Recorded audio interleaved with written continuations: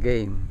So, good afternoon, good morning everyone, wherever you are, but it's really morning where we are. We're in the top of the mountain. We climbed here a few minutes ago and we were just climbing up this little tree and my nephew says, I'm stuck!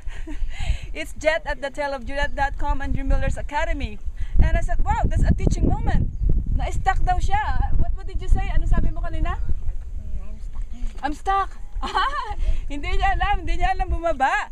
So, parang ganyan na ang buhay. If you need help, no? Sabihin mo, I'm stuck, I need help. Tara, so, buti na lang sinabi niya sa amin, kinommunicate niya sa amin na he's stuck, he needs help. So, ganun din tayo, di ba? Pag stuck kayo, wag lang kayong mag-solo, wag lang kayong mag-depression. Ha? Mag-stuck and need help. So, anong gusto mong mangyari, Bubo, ay Megmeg? Bababa. Hindi ka makababa. Dito tutulungan. O, sino tutulong dito?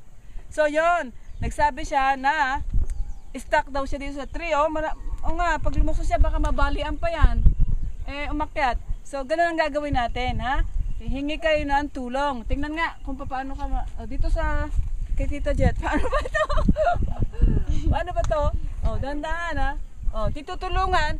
So, when you need help, pwede naman ata bumaba eh. Sige, dandahan. Ayan! Ang galing!